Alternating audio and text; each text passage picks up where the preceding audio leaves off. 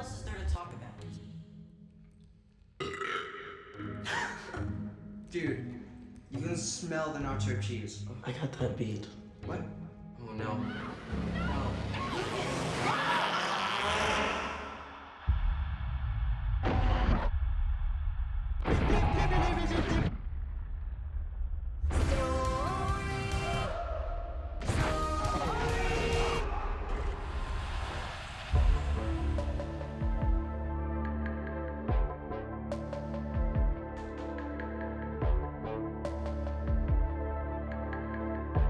For its first decade or so, the streaming era was dominated by pre-existing media, with the major platforms spending most of their time competing for access to movies and TV shows that already had a built-in audience. Netflix had only been attempting original content for a few years when they released Stranger Things, a surprisingly refreshing throwback that soon became a phenomenon and single-handedly created millions of loyal subscribers. For a little while, anyway. Alongside notable veterans, the excellent performances from the young newcomers made celebrities out of pretty much the entire cast, and had shareholders across the entertainment industry shouting things like, "Quick, get that kid in a Ghostbusters jumpsuit!" Unfortunately, as we all must get old and musty someday, Stranger Things soon went through growing pains, trying to break out of its genre shell and redefine itself, losing its identity in the process with a self-destructive cycle of desperate pop culture references, inconsistent and poorly thought-out storytelling, bone-dry humor, and blockbuster cliches so exhausted they belong in the dustiest of dustbins of history. With the first two seasons, its creators were able to thread the needle near perfectly between emulating the greats and contributing something new, creating a world that felt familiar yet iconic in its own right. But with Season 3, the beloved series was permanently flipped on its head, and everything since has bared only a surface-level resemblance to the show we knew before. Is there any way to determine exactly what caused Stranger Things to become lost in this horrible new dimension of decline? And does the final season seem capable of restoring the show to its former glory? Yes. And no. Oh my god. Director twins Matt and Ross DuFérs were fresh off a less-than-stellar first film release, with their Shyamalan-inspired thriller Hidden getting the old Warner Brothers corporate shuffle treatment. It went straight to video. But fate had the Duffer brothers firmly in its DSLs, and they ended up under the wing of their source of inspiration, helping M. Night bring the shortly-lived TV series Wayward Pines home. In its wake, the two decided to pen their own series, especially motivated as some of their favorite filmmakers were making the jump to what was coming to be known as prestige television. After getting shunned by a dozen separate studios, the Duffers found themselves on the doorstep of streaming giant Netflix, which was just beginning to make waves with some of their original programming, chief among them Orange is the New Black and House of Cards. Netflix was willing to bet big on the duo, giving them an undisclosed amount of money for the first season of what was originally called Montauk. Drawing heavily from 80s-era cinema with a liberal dose of real-world geopolitical tension and government experimentation, with a quick rebrand, Montauk eventually became one of the most recognizable IPs across any of the streaming Goliaths, Stranger Things. Set in the make-believe Midwestern town of Hawkins, Indiana, the show centers around a number of its residents, splitting its time between a group of junior high D&D obsessed nerds, a select few family members, and the local sheriff. It feels almost impossible to not get hooked on the first episode, especially if you grew up in the 80s or 90s, as one immediately recognizes a setting somewhere in between Steven Spielberg and John Hughes. Within minutes of its start, one of the junior high boys, Will Byers, goes missing after encountering an unknown humanoid vanishing into thin air. His mother, Joyce Byers, played by 80s star Winona Ryder, enlists the help of Chief Jim Hopper, a functioning pillhead with a taste for Schlitz. Mornings are for coffee and contemplation. Chief, she's Coffee and contemplation. When Will's friends Mike, Dustin, and Lucas join the hunt on their own, instead of finding their party's mage, they come across a strange girl who we've seen on the lam from a shady government entity operating under the Department of Energy. As the boys hide the girl, who introduces herself as 11, from the feds and their parents, we learn that she has some mysterious connection to Will's disappearance. Things ratchet up a notch when Mike's older sister, Nancy Wheeler's best friend, fan favorite Barb, goes missing after a totally bogus party foul, and we get our first good look of the creature that Will saw the night he disappeared, which is eventually dubbed the Demogorgon. As the boys discover that 11 is sporting some kind of superpowers due to the aforementioned government experimentation, Nancy teams up with local weirdo and Byers' eldest, Jonathan, an outcast with an interest in photography and peeping Tomery, and the two hunt down the Demogorgon.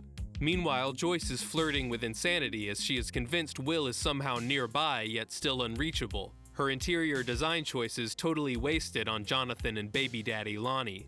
By the season's end, it's revealed that through their reckless, space race-adjacent gusto, the DOE has ripped a seam in space and created a portal into a ghastly dimension. Will is rescued from this other plane, which the boys have named the Upside Down, Nancy's gone full monster hunter, and Eleven is seemingly destroyed in a Demogorgon murder-suicide, though the final seconds reveal her fate might not have been so grisly. Maybe it was just the perfect blend of nostalgia, but the first season of Stranger Things felt like a borderline euphoric breath of fresh air, with its supernatural small-town mystery with a Goonies-inspired ensemble. The child characters are treated like actual preteens, not some whitewashed, Disney-fied version of youth, something the Duffers specifically hope to achieve, and the actors who play them rarely, if ever, miss a beat. It feels incredibly genuine, and there are moments that even on the third rewatch elicit goosebumps, like when a fake Will Byers body is found, or Eleven routes the voice of a man she's spying on through a loudspeaker. While the characters draw from classic archetypes of the time, the Duffers came up with their own interesting twists. Nancy begins as an innocent straight-A student, but when it comes to nut up or shut up, she's as gung-ho as it gets, ready to douse a motherfucker in kerosene and let off a few revolver rounds. Her boyfriend, Steve the Hare Harrington, is a classic 80s pretty boy who at first seems more interested in getting in Nancy's pants than anything else, but becomes one of the most likable members of the cast, though much of this is admittedly due to actor Joe Keery's effortless charisma, which apparently saves Steve from being killed off as was originally written. Its only real drawback is that as the season progresses, the Duffers seemingly can't help themselves from practically screaming at the audience, "Do you get it yet? The material is referential!" You read any Stephen King? It isn't hard to see what the directors Jim and I were hinting at, even from the earliest moments of the show, a Spielbergian excursion into the world of horror, with a pinch of John Carpenter and a generous splash of Stephen King. While Netflix is notoriously cagey with their streaming numbers, I wonder if it has anything to do with the company losing money for a good portion of its existence, Stranger Things was an undisputed hit. Its throwback aesthetic not only generated an enthusiastic fan base, but earned the creators a respectable 18 Emmy nominations. The Duffer Brothers seemed unsure of what lay ahead, but this is the industry, baby, and a smash hit always spawns a franchise. As the cultural fervor surrounding the series only intensified, Netflix greenlit a second season, the details of which remain shrouded in mystery. Rumors suggested the Duffers might jump forward to the 1990s to really crank that nostalgia hog, but the creators later claimed this was a fleeting thought, and their main interest remained in Hawkins, tracking the story they'd initially begun. The one thing the brothers did let on was that they envisioned the sequel, verbiage purposefully chosen to elicit cinematic associations, to be on a grander scale than the first, hoping to ramp up both the horror of their shadow universe and the stakes for their cast. Stranger Things 2 takes place a year after the events of the first season. As Will struggles with integrating back into normal life after his trip to the Upside Down, the rest of the boys are preoccupied with a new addition to the cast, a totally tubular gamer girl from California who is accompanied by her hair metal incarnate brother, Billy. As the season 1 finale had teased, Hopper has struck up a relationship with Eleven, who crawled back into their world after obliterating hard-working father of 4, Demogorgon. The two are living in Hop's cabin, which he doesn't allow her to leave on account of the fact that the DOE is still active and, presumably, still pursuing child experimentation. It turns out the slug that Will coughed up during his season finale supper wasn't just for gross-out factor. He has retained some sort of connection to the Upside Down. While trick-or-treating, he's suddenly transported back to the Zack Snyder-tinted dimension where he encounters a distinctly non-humanoid entity, a gargantuan Louise Bourgeois-evoking smoke arachnid stalking the landscape. Once again singled out as the punching bag to the supernatural bully of the Upside Down, Will recreates this new potential antagonist in his drawings. At the same time, pumpkin farmers in Hawkins report a devastating rot plaguing their harvests. When Hopper goes to investigate, the conditions arouse suspicion and he goes to the child traumatizing experts for answers. Here, another addition to the show, Paul Reiser as Dr. Owens, works to soothe Hopper's fears. The Upside Down's ambitions to relentlessly expand have been curtailed by management's newest strategy to relieve government employee stress: flamethrower team-building exercises. As Hopper's attempts to keep Eleven safe drive them apart, Dustin finds a pubescent version of Will's puke slug, whose favorite food is product placement. Meanwhile, in the back room of the general store, things get steamy as Joyce Byers is wooed by AV Club founder and Kenny Rogers enthusiast Bob Newby, Kenny Rogers.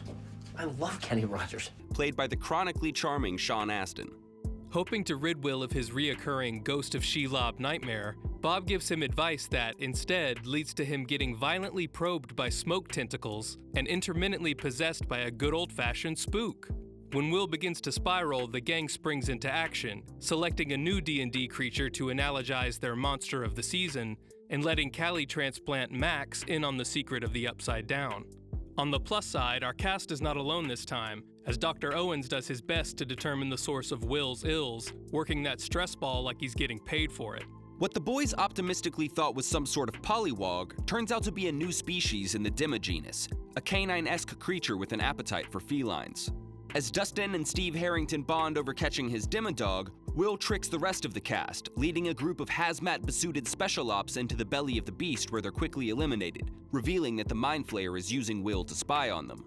Slipping him some essence of melatonin so they can relocate to the Byers family black site and exorcise his demon with sappy story time, our ragtag group must first do battle against the Mind Flayer's legion of otherworldly minions. But as soon as the gates of hell open, unleashing a veritable army of Demodogs, the Duffer brothers decide it's blue balls for all and insert what is, to this day, the most hated episode of Stranger Things. Which one episode defines the show for you? Your favorite across all seasons? Episode 7, Season 2. 11, having had enough of Jim's hella hopper parenting methods, hits him with the classic, "You're not my real dad," and bails. Heading to the big city, 11 finds a woman named Kali who knew her during her time in Papa's torture dungeon for institutionalized youth. Kali is surrounded by some of the most annoying characters in the show who commit sick crimes and headbang in their molestation van. As the Duffers apparently decided that it wasn't enough that 11 could kill people with a twitch of her head, explode demogorgons into ash, and levitate humans who are mid-self-sacrifice, Kali helps 11 harness her true abilities. Somehow an expert on raising power levels, Kali instructs her apprentice to really invest in her bad kid persona and reach the next tier of psionic proficiency, pulling a train car toward her. Of course, she screams throughout this exercise because how else would we know it's really draining? Skill tree buffed, 11 returns to Hawkins just in time to help her friends thwart the plans of the Mind Flayer. While Joyce decides to turn up the temperature and enhance Will's interrogation, SEAL Team 11 double back to the DOE so Jane can go insane in the membrane, once again using her Dovahkiin shout to close the fissure.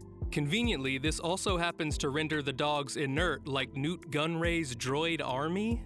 As the season wraps, sans Bob, it appears that everything has returned to normal. Will is free of his tormentor, Lucas and Max are swapping spit, and Hopper even allows 11 to get all dolled up so she can take Mike up on his Season 1 offer of slow dancing at the Snowball. With Sting playing us out. What does that mean, to play us out? Sting is going to do, it's a video, Sting video. I don't know what that means, to play us out. Our view of Hawkins inverts, and we get the impression the Mind Flayer is seriously butthurt that it was snubbed on an invite to the school dance. The second season was well received by fans and critics alike, with the latter singling out the strength of its character development, and the former flocking to their local supermarkets to buy more Eggos. Though some unfavorably noted parallels with the first, these critiques were not enough to stop award nominations pouring in by the dozens. Stranger Things 2 is about as good of a sequel as was possible to make to its nearly flawless predecessor. The only things that significantly detract from it are the higher stakes and bigger budget approach that the Duffer brothers took, which isn't all that surprising seeing as they were quite candid about James Cameron being one of their main sources of inspiration for Part 2, as well as the episode revolving around Kali's crime syndicate. Sure, we basically mirror scenes from the first season, such as Joyce covering the house in Will's drawings instead of Christmas lights, or 11 screaming so we know it's the season crescendo, and one could argue that the nostalgia bait isn't quite as enticing, but Stranger Things 2 is an enjoyable watch if nothing else. Sean Astin brings Bob Newby to life in a way that even the Duffer brothers didn't predict, Noah Schnapp gets to show off more of his acting acumen, and the finale delivers an emotional resolution to the preteen love story between Mike and 11. Just like Season 1, Stranger Things 2 could conceivably be the end of the show. The Upside Down is closed, the Dimma family destroyed, and our lovable cast of nerds learn that growing up doesn't have to mean growing apart. Hey, dickheads. How come the only one helping me out is this random girl? But just as the Mind Flayer wasn't done with Hawkins, Netflix was just getting started with their cash cow. It was only a mere 2 months later that the streaming conglomerate announced the widely predicted third season. They even urged the show's creators to write the next 2 installments together to facilitate back-to-back production, perhaps out of fear that the cast of child actors would rapidly and noticeably become adult actors. However, Duffer & Co. seemed hesitant to even decide how much longer the series would last, choosing to focus only on the episodes at hand and avoid planning out their broader narrative direction. A decision that I'm sure won't have any negative implications down the line. Principal photography lasted throughout most of 2018, with only scant details being revealed to the public. That summer, Netflix confirmed the episodes wouldn't be released until summer of the following year, but promised the wait would be worth it, and that Season 3 would be bigger and better than anything fans had seen before. And once it dropped on ID4 of 2019, it certainly proved to be bigger. Following a pre-credit scene straight out of a Disney Plus Marvel spin-off, the story picks up 6 months after the end of Season 2. Summer has arrived and it seems love is in the air. Mike and Eleven are officially an item, and their middle school makeouts have triggered some kind of psychotic break in Hopper, who has regressed into the overbearing father his entire character arc in the last season was devoted to not becoming. How do you think Hopper has grown from Season 2 to Season 3? That's a great question. I don't know that he's grown. He continues to keep Elle locked up in hiding while the rest of the kids spend an inordinate amount of time at Starcourt Mall, the new shopping center that's finally brought all your favorite defunct corporate chain stores to the sleepy town of Hawkins. Now we can really play up those generic 80s tropes as the growing dark presence of late-stage capitalism has converted the Hawkins we know and love into a caricature of Reagan-era day-glow cheese seemingly overnight. The town now has a greedy Jaws-style mayor who's planning some highly anticipated 4th of July festivities to distract from his own corruption, and even the opening credits have gotten into the patriotic spirit with a red, white, and blue color scheme that warrants at least a quick eye roll. But unbeknownst to the townsfolk, sinister threats are bubbling below the surface. Not only is the new mall harboring a top-secret Russian military base dedicated to reopening the gate to the Upside Down, but the Mind Flayer has returned as some kind of demonic Pied Piper, leading swarms of rats out of town to their gooey demise. As Nancy and Jonathan begin to investigate these disease rats, which have been terrorizing the local elderly, Something's not right with these rats. the Mind Piper turns his attention to human victims, possessing Max's wicked stepbrother Billy and using him to gather more thralls for his monstrous purposes. Meanwhile, Dustin teams up with Steve Harrington and his co-scooper Robin to decrypt a barely encrypted Russian signal he's intercepted with his homemade radio tower.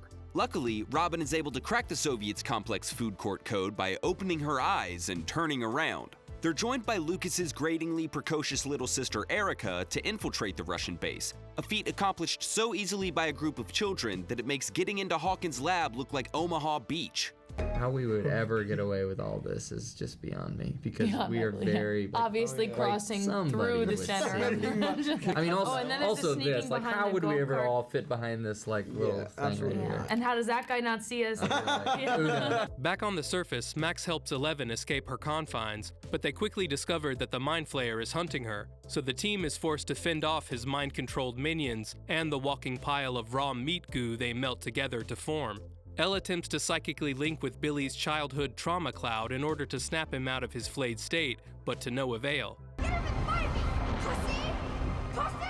Eventually, the group is cornered in Hop's cabin, narrowly escaping alive, but not before Eleven is wounded by a meat tentacle that saps all of her powers. All the while, Hopper and Joyce have had their own tangentially related subplot that can no longer be avoided. Long story short, it involves them looking into the shady mayor of Hawkins and his connection to the Russians. Along the way, they invade a hidden laboratory and pick up a wacky Soviet hostage, get pursued by a relentless communator, team up for additional comic relief with town conspiracy theorist Murray, a character so forgettable we forgot to mention in Season 2, and even find time for an awkwardly forced romance. Why don't you two cut the horseshit and get to the part where you admit your sexual feelings for one another? Whoa! Eventually, all roads lead to Starcourt, where the kids prepare to do battle with the Meat Flayer, as Joyce, Hopper, and Murray execute their own Russian base infiltration that's even less serious than the first one.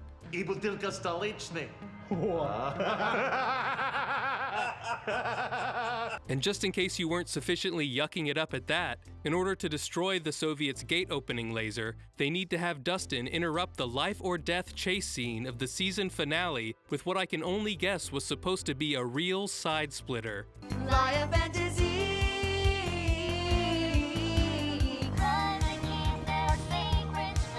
Now drained of any previous intimidation factor it might have had, the Mind Flayer's meat suit returns to the mall, and Elle is finally able to disconnect Billy from its control. Overcome by a last-minute need for character development, Billy sacrifices himself to save his stepsister and her friends, as though it redeems him of being an abusive, racist scumbag until now.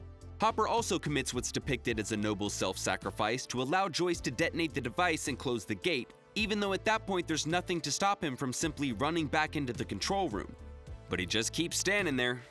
Still standing there.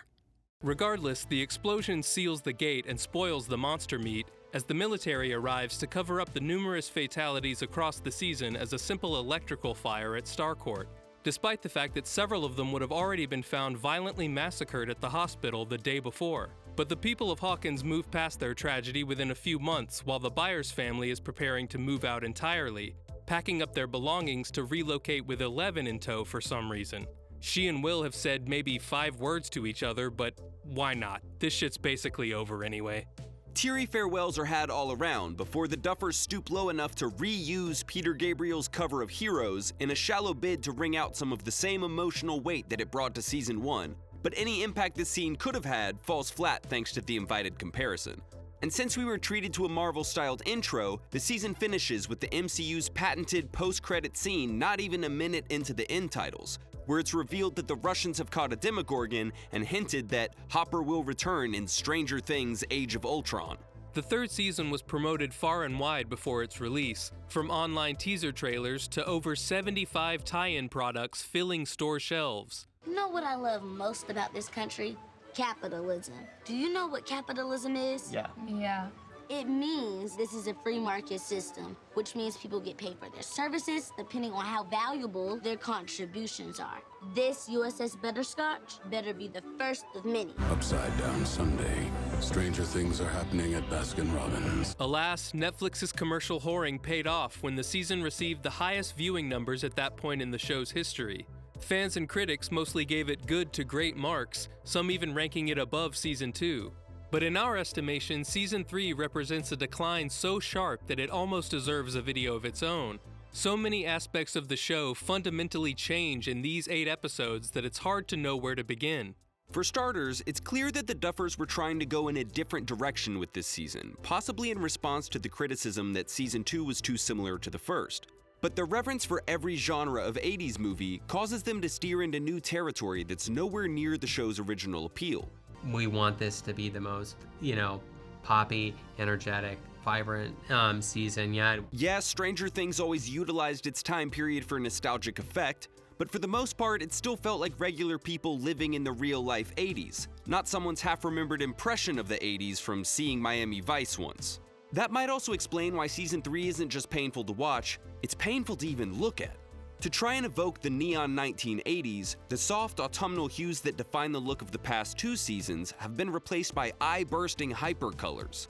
It's like you can practically see them boosting the saturation slider in real time. The story and characters fare no better under this new direction.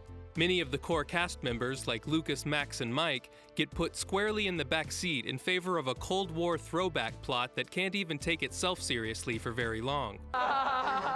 11 mostly just goes on errands into the void until it's time for her to scream with her hands out, and Will only gets half a plotline about feeling distant from his friends before he's relegated to touching his neck to be the Mind Flayer alarm.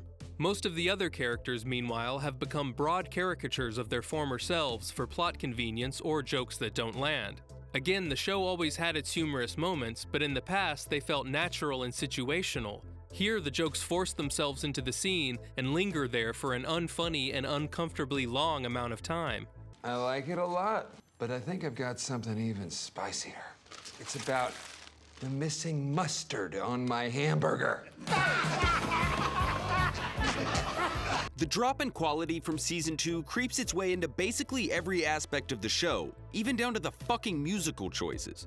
It may be nitpicking, but the music of Stranger Things has always been such an identifiable and stylistically consistent part of the series that to hear this royalty-free sitcom track straight out of a My Name is Earl episode is truly heartbreaking. No. Nope. Sadly for us, the popularity, or at least the manufactured ubiquity, of season 3 meant the decline was only beginning. The inevitable season 4 was revealed just a couple of months later, demonstrating Netflix's certainty about the continued commercial prospects of the series. But the creative team's vision for the future of the show would turn out to be much less clear. The only thing the Duffers were sure about was that the story would expand out of Hawkins and onto a global scale.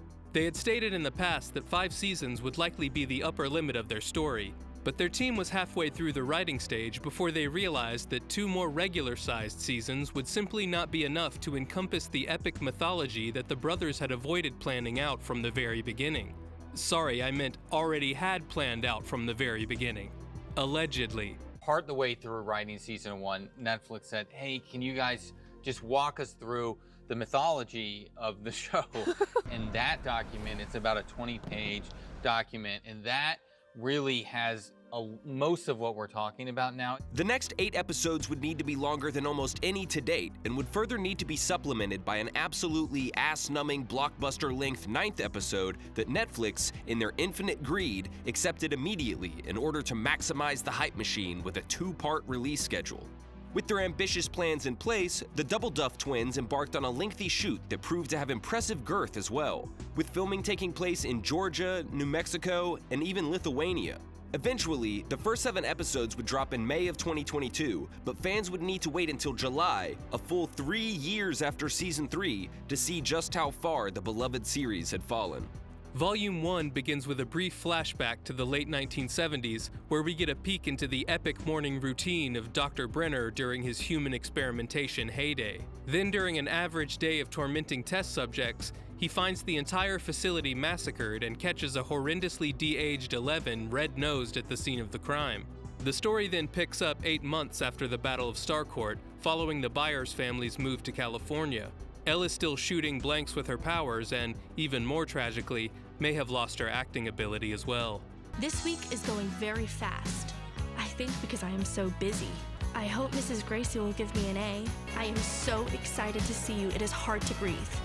Are you excited too? Jonathan has become a comical stoner stereotype, spending most of his time chiefing big doinks with his zany friend Argyle. Will is still wearing children's clothes he's clearly grown out of, and Joyce is pioneering the remote work revolution when she receives a mysterious package intended for counter-revolutionary purposes. That hammer with the hook thingamajig? Sickle. Realizing the doll inside has been sent straight from the motherland, she breaks it open to discover a Riddler-inspired ransom note informing her that Hop is alive and has been gulagged in a remote Russian prison camp. I guess it might have been a decent reveal that Hopper is immune to total disintegration if they hadn't basically revealed it 3 years prior. Joyce agrees to the anonymous sender's demands and flies to Alaska to pay the ransom for Hopper's life, dragging along a hesitant Murray, everyone's 23rd favorite Stranger Things character. Back in Hawkins, the gang has entered the social killing floors of high school.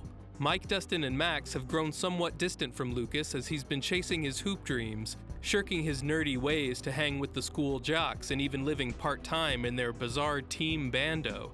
And because the Duffers want to shove in a satanic panic subplot, Mike and Dustin have rediscovered their love for Dungeons & Dragons now that Will's nerd ass is gone, so they miss Lucas's big game for a session of the Hellfire Club, led by super senior dungeon master Eddie Munson, coming off a lot more like a theater kid than the burnout metalhead he's supposed to be. That's what's killing the kids! But beneath all the teenage drama, a dark presence is haunting Hawkins High, targeting students who have experienced traumatic events or memories. Its first victim Chrissy! is taunted with extra spooky visions before a goo-covered humanoid stalks her down and brutally contorts her to death. Regrettably for Eddie, she was buying weed at his trailer when this happened, and he's immediately blamed for the murder, forcing him to go into hiding at Reefer Rick's place. Reefer Rick? And forcing Dustin, Max, Steve, and Robin to hunt him down before the cops do. Eddie describes what he saw that night, and they note that it doesn't match the Mind Flayer's known MOs, leading them to instantly start referring to this entity they've never seen as a dark wizard named Vecna, because Chrissy looked like she was in a trance, which is kinda like being under a spell, which is kinda like a curse, which is part of the title of Eddie's campaign, Vecna's Curse. It was like she was in a trance or something. Or under a spell. A curse. Vecna's Curse. I swear, anything to justify ripping off another name from the D&D monster manual. But they soon realize that due to her severe step-bubby issues, Max has already been chosen as one of Vecnor's next targets. Mike, in the meantime, has flown out to California to see Elle, right as the constant bullying she's been enduring causes her to snap and Tanya Harding one of the mean girls in the face. Man, they're really setting her up as having a lot of demons in this season. Certainly this whole Evil 11 thing won't be some elaborate red herring, right? Do you need to be told everything? You're not a child. Well, she's quickly apprehended by the authorities, and their authority is immediately usurped by Dr. Owens from Season 2. He's gone rogue to help Eleven regain her powers against the wishes of the military leadership, who are hunting her in the belief she's responsible for the deaths in Hawkins. They also come after Mike, Will, and Jonathan, who find themselves cornered into a scene from The Hurt Locker before escaping into John and Argyle Go to White Castle, and even taking a detour into fucking Stranger by the Dozen on a journey to locate and rescue Elle. Turns out, she's been taken to an abandoned missile silo in the Nevada desert, where we learn that the much-teased return of Dr. Brenner has finally come to pass. Daughter. And Papa. With no intention of attending another Papa-daughter dance, Eleven resists the plan and tries to escape. Eventually, she accepts that Papa knows best and agrees to re-traumatize herself by climbing into the Nina machine, a highly advanced VHS to VR adapter, and watching old game tape to uncover her repressed memories. In the tank, she remembers being tormented by her numbered siblings and befriending a not at all creepy adult orderly at the lab. All the while, we've continually had to cut away from the real story at hand for some of the most unforgivable shit we've ever been asked to excuse. Hopper's plan to escape the prison involves him reaching an extraction point in a nearby town. To do so, he has a fellow inmate bash his leg irons with a sledgehammer to make them easier to remove, even though he's told that this will obviously shatter every bone in his ankles as well. Later, it's shown that he merely came away with huge gaping wounds that should be almost equally debilitating with no medical attention. Even more ludicrous is that he's then required to fight, run, jump, dive roll, and ski-mobile his way to safety, something he does barefoot in the snow with no issues whatsoever. Not so much as a goddamn limp. The man's ankles should be in 1,000 pieces. How stupid do these people think we are? As stupid as them? But maybe even harder to sit through are Joyce and Murray's misadventures with their contact Yuri, a shady pilot and amateur Borat impersonator. My woman make noise when I please them. That double-crosses our heroes and competes with Murray to see who can be more irritatingly over the top. Murray! Yuri. Yuri, Murray, Yuri, Murray. We rhyme. As he attempts to deliver his American prisoners, they overpower him and crash the plane into the snowy wilderness, again, with absolutely no problem. They then make their way to the prison right as Hopper is sent into gladiatorial combat against the Russians' captured Demogorgon, armed with medieval polearms and fantasy swords, for Christ's sake. What are we even watching at this point? Returning stateside, the Hawkins crew, hard on Vegnu's trail, Are you out of your mind? Flying solo with this Vecna creep on the loose? continues to track down a potential link between his signature pretzel method and an infamous murderer named Victor Creel, known for killing his family in a similar way back in the 50s. He's been locked up ever since and continues to proclaim his innocence, blaming the murders on some kind of demonic forces and suggesting that an angelic voice is what saved his life. Based on that alone, Robin is able to surmise Vecno's greatest weakness, and not a moment too soon, as she relays the message just in time to save Max from Venkor's clutches through the nostalgic power of licensed music. They decide to investigate the old haunted house where the Creel murders took place to blindly look for any clues to stopping Vector before he can strike again. They quickly discern that they can track his movements in the Upside Down by following the flickering lights. I mean, lights have been flickering with seizure-inducing frequency throughout this series, but somehow they're certain it indicates Vecna's movements now. A few more leaps of logic and verbal brainstorming sessions later, the gang connects Wagner's kills to the dimensional gates, determining that with each victim, another gate is opened. How? Why? No idea. Planning to use these portals to get access to Velma, they forego the conveniently located ones and opt for the most inaccessible gate instead, causing Steve to nearly drown and get feasted on by a swarm of bat-like creatures dubbed Dema Bats. B-A-T. No. On second thought, maybe just stick to using D&D names if that's the best you can come up with. Nancy, Robin, and Eddie follow closely behind into the Upside Down to rescue him, but as they try to flee through the portal they should have taken to begin with, Vellum attacks Nancy and reveals his backstory to her through villainous monologue. In life, he was young Master Henry Creel, a withdrawn child obsessed with spiders and strongly of the opinion that we live in a society where others saw order, I saw a straitjacket, a cruel, oppressive world dictated by made-up rules. Had he been born a few decades later, he might have been your everyday mall goth, but in the 1950s, these antisocial tendencies got him referred to a psychiatric specialist. To retaliate, Henry kills his mother and sister, and with his father arrested for the murder, he's placed into the care of that same psychiatrist. Who else but Dr. Martin Big Papa Brenner? He lives the rest of his life in Hawkins' lab as number 1, exhibiting tremendous power and potential, but apparently being demoted to janitorial duty once he passed puberty like an aged-out boy band member. For reasons that elude us, Henry waits 20 years to have one of the other superpowered guinea pigs remove his inhibitor implant so he can exact his twisted revenge.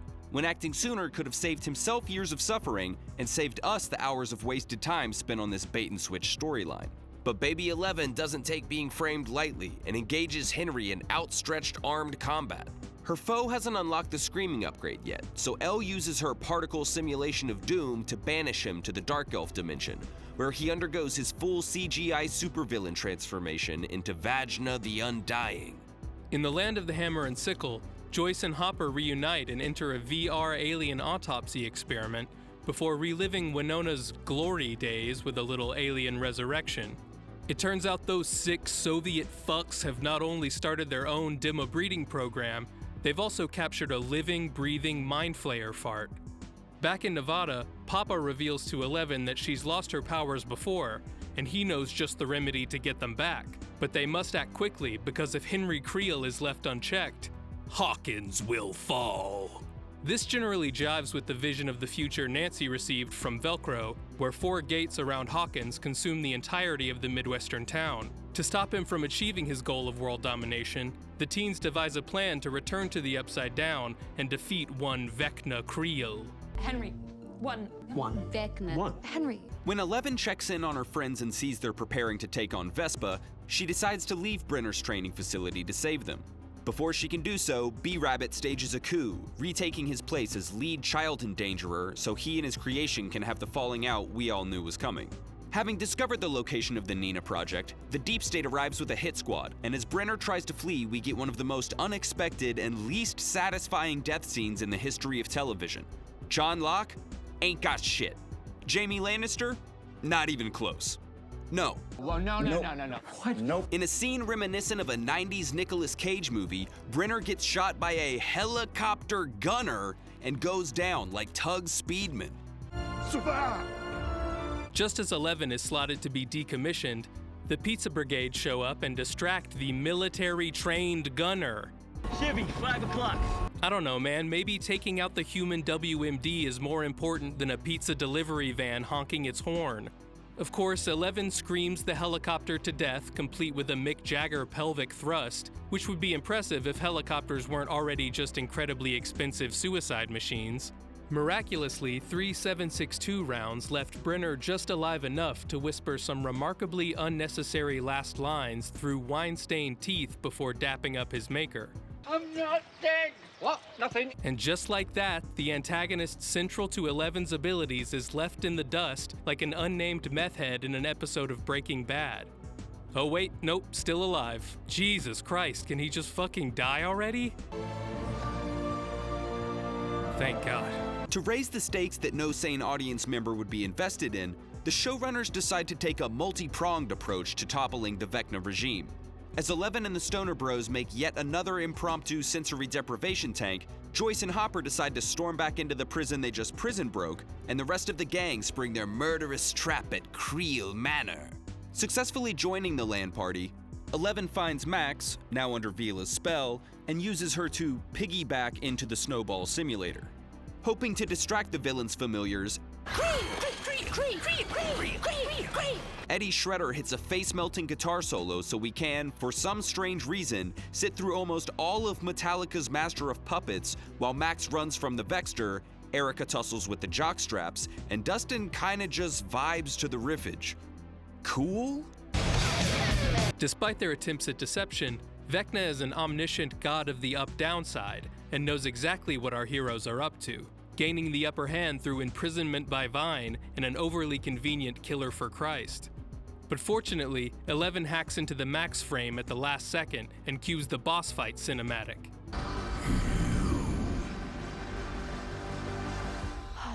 This scene actually includes what is potentially the most intriguing moment of the season.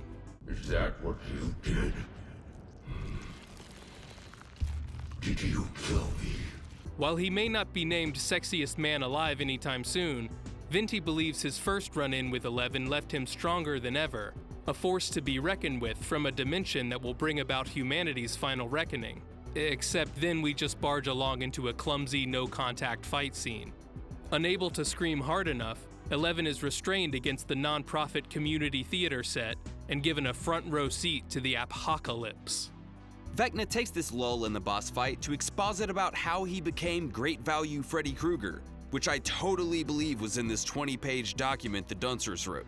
We have those answers, so the last sort of remaining questions that are answered in that document, we've punted a couple of those to have some big reveals in season 5. So maybe did you have the Vecna Henry one twist in mind from the beginning? How did you set that up for so many seasons and yet we didn't catch on? Because it was really a surprise. Oh, that's great. Because good guys are good, Eleven tries to empathize with Creel, but we find out, because bad guys are bad, that he's actually over the moon about his ghoulish looks, and, more importantly, that during his sojourn in the Magic the Gathering realm, he apparently immaculately conceived the Mind Flayer. Realizing that he was behind the stranger things our cast have been experiencing, Eleven is horrified to discover that Vecna Valo was waiting for her to connect their worlds so he could consume hers, even though she created the portal by accident? Conveniently, everyone is simultaneously getting their ass kicked in the most hackneyed action movie montage format, and from the cuck chair, but now I just want you to watch. Eleven watches helplessly as, in a show that had become entirely too predictable, something actually jarring happens when Vecchi gives Max the rolled gold treatment. Thankfully, Mike the Heart Wheeler steps up to the moment and coaches Eleven through this boss fight nadir, and with the power of love, she and everyone else turn their respective tables. Well, except for Eddie, who completely unnecessarily dies to suicide by bat tornado. At least he got to rock out with his cock out first? And we know our heroes are ready to deliver the final death blow because Eleven starts screaming so fucking hard. Cover your ears, y'all. We're cranking it up to 11. Back in the US, back in the US. Back in the USSR, Hopper raises his medieval times kill count, while in Creel Estate, Verna is Molotoved, giving him a case of the Gronies. And all the while, our eardrums are assaulted by a Hollywood trailer version of Running Up That Hill by Kate Bush, turning a whole new generation into full bushers. Seemingly unfazed by the flames like he has a Skynet-approved endoskeleton, Vecna can't survive getting the business end of Nancy's shotgun. Until he pulls a Michael Myers, yep, that's the one, and scampers off from the front lawn of his Victorian crib. It may have appeared that Vecna had been defeated, but the gates he opened into Hawkins began to devour the town anyway. And while we were also led to believe that Max had been killed for good, Eleven just casually brings her back to life with SMMD, or sleepover memory mental defibrillation. And although doctors are able to un-Auntie-Anne her, she remains in a comatose state. The 25-minute outro sees Hopper setting mangled foot on freedom soil again, sporting drip from a new military merch drop, just in time to star in one of those father returns from deployment to surprise daughter videos. With our cast all reunited, Stranger Things 4 ends with the sky raining ash, grayscale overtaking the artificial Indiana wildflowers, and for the first time, we're truly left to wonder whether our heroes have any chance of making it out alive. Just kidding, we're left to wonder how this desiccated heifer husk has any more milk in its udder. Sore nipples or no, the critical and fan reaction turned out to be almost universally, inexplicably positive. It set multiple viewership records for Netflix, breaking 1.3 billion hours of watch time in the first 28 days alone. In contrast to the polarizing levity of the previous outing, Season 4 was praised across the board for its darker and more violent tone, and how it was darker and more violent. Last season was kind of dark, but people are saying this season is even darker. How is that possible? I mean, it's darker and scarier than ever. It felt like right to go darker. Every season, the Duffers kind of have been like going into scarier and like pretty violent violent territory, I think. Yeah. And this season is going to be easily like the darkest season. It's a dark, dark season. We kind of sound like broken records. It's the darkest season we've had yet. But while it is nice to have one of our favorite sci-fi horror shows being a sci-fi horror show again, not to mention the long-awaited return of practical creature effects, this season still has more than its fair share of humorless and inappropriately timed attempts at comedy. Dustin, your compass has gone from wonky to wonky with a capital Ah. And on the flip side, there are obviously moments where things are supposed to be emotionally impactful, but the writing is so crudely inarticulate that their attempts at jerking tears end up face-planting every time. You can do anything. You can fly. You can move mountains. I believe that. I really do. Thank you. Thank me. Yeah. For giving my kid the biggest thump of its life. Maybe I should have said something. And if I would have said that thing, then maybe she'd want me there with her, wherever she is. I miss talking to you. I like really miss it. And I think right now, we need to talk more than ever. Because things are getting just complicated. Yeah, if they don't work out. Wait, whoa, Max. Things are gonna work out. No, I don't need you to reassure me right now and tell me that it's all gonna work out. You're not really here. But I am. It's hard to say whether this makes Season 4 worse than its predecessor, but what's easy to see is that it definitely has a lot more worse than any other season in the show's history. Whereas Season 1 is a short yet eventful, perfectly packaged sci-fi mystery, Season 4 is an aimless and seemingly endless venture off the narrative path. An exercise in how many detours a couple of annoying Criterion Closet Picks watching cinephiles can insert into their cultural touchstone before it becomes unrecognizable. Its bloated length is only necessitated by the insertion of scenes that feel like the Doofus brothers have blackmail on their editor. Oh, what if Argyle had a love interest? What if Robin gay-crushed on Molly Ringwald? What if we spent hours upon hours traveling across Alaska and Russia just to emulate our favorite Cold War propaganda classics and treat mass-produced peanut food product like it's the pinnacle of civilization? Did you know peanut butter is banned in Motherland?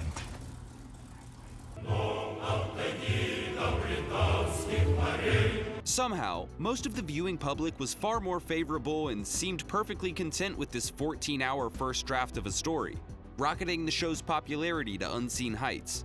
There was seriously a good 6 months in 2022 where you couldn't go into any Target or gas station without hearing Kate Bush or seeing an Eddie-shaped keychain.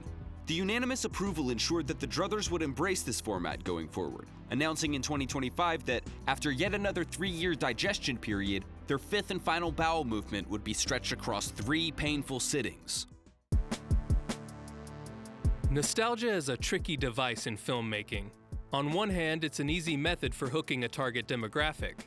Evoking the childhood memories of a bygone era is a surefire way to get your audience to stick around just on the warm fuzzies alone.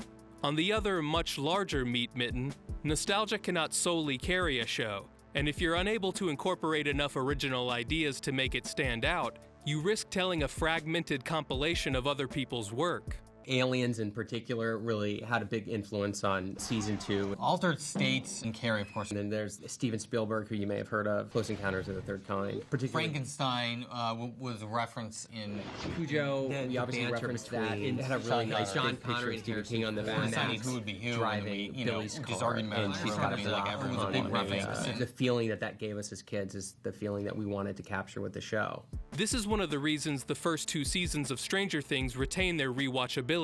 Sure, they're undeniably Stephen Kingberg influenced, but they contain an almost perfectly cohesive blend of elements. A crew of misfits, a drunkard sheriff, and analog motherfucking synth. It feels rooted, not garish, lived in, not played out, like flipping through an old photo album, not falling asleep and waking up a half-dozen times during a Marvel marathon brought to you by Call of Duty. When the nostalgia well ran dry, the Doofy brothers pivoted to any scene from an 80s movie that left a lasting impression. The resulting tonal and aesthetic shift was simply too different from the established world to not end up clashing. Hell, they couldn't even restrain themselves long enough to avoid their Warriors tribute in season 2. Can you dig it? Stranger Things was never rife with comedy, but its humorous moments felt very natural and often even earned a belly laugh. Mike! I found the chocolate bunny! But it's not the full-on Fast Times comedy extravaganza that we get in season 3, or the Porky's-esque boner comedy moments of 4. Boobies! Say boobies! Not a big deal, okay? I like boobies. You like boobies. It's boobies! Despite the assertions that Stranger Things would not be an anthology series, the CTE-inducing full body slam one experiences in the first couple episodes of season 3 leaves you wondering whether you're watching the same show. Rather than a continuation of the original thematic elements, it feels more akin to an unwatchable Mad TV skit that goes on for 9 hours. But at least the 3rd installment was a uniform vision for the season, whereas the 4th feels like each episode is a round robin of several very different series. You know, we have a stoner action comedy, we have like a Russian prison movie, we have a Scooby-Doo meets like Zodiac Killer storyline. The Duffer Brothers were trying to mash genres together so ineffectually, they should have called its antagonist Vessel, not Vecna. And in the seldom moments that the aesthetic is consistent with the original, the storytelling certainly isn't. Where the first season is pretty vague in regards to the Upside Down, the Demogorgon, and the MK Ultra plot that is somehow connected to both, the Duffer Brothers were clearly not up to the task of building any sort of OSHA-certified structure atop the foundation they laid down.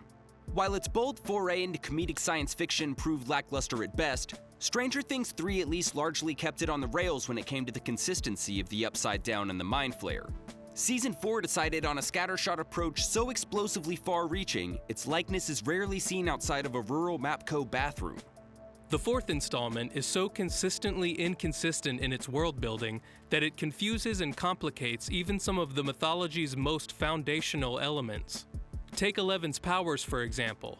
In the first season, Papa Doc is astonished that she's able to smash an empty Coke can and kill a couple hapless guards. Incredible. Yet season 4 tells us that he'd already seen Henry, and Eleven for that matter, do far worse. Not to mention he was apparently hosting Psychic Kid Fight Club the whole time, training his child soldiers to knock people into walls in an identical way.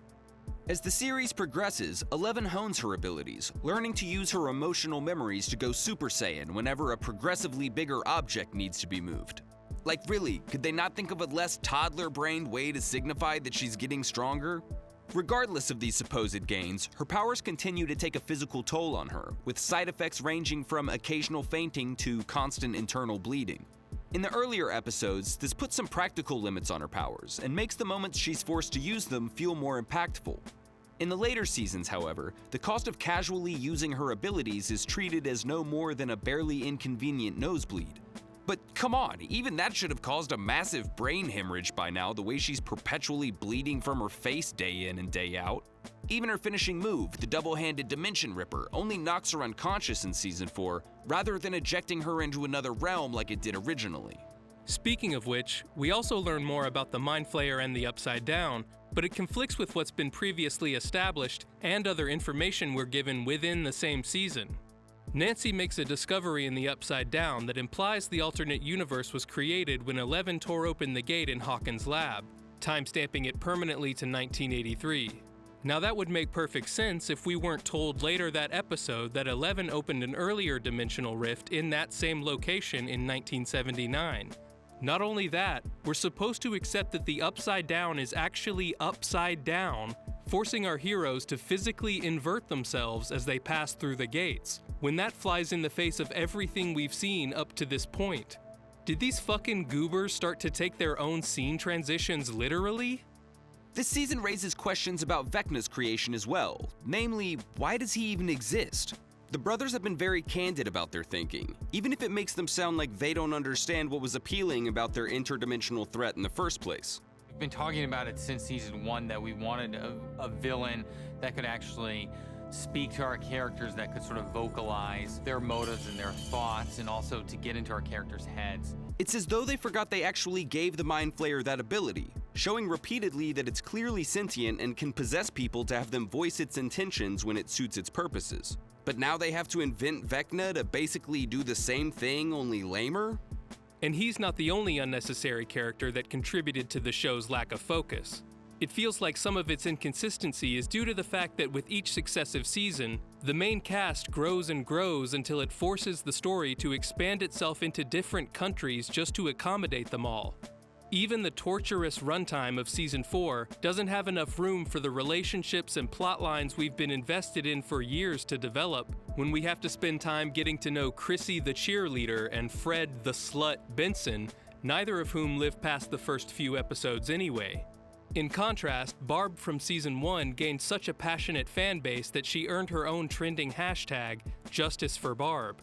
Viewers took to Barb because she was an incredibly authentic character, someone you would actually meet in school, not a stereotype copy-pasted out of an abandoned Richard Linklater script. He doesn't have time to visit the #1 most desired girl in Hawkins? Additionally, by the end of Season 4, you've essentially watched every season over again in its entirety due to the unceasing use of scenes you've already seen, with a compulsiveness that can only be likened to J.J. Abrams' overindulgent obsession with lens flare. Like, yeah, I remember this scene, but it feels like I'm watching 8 different shows an episode, so who gives a fuck about you rehashing earlier plot points?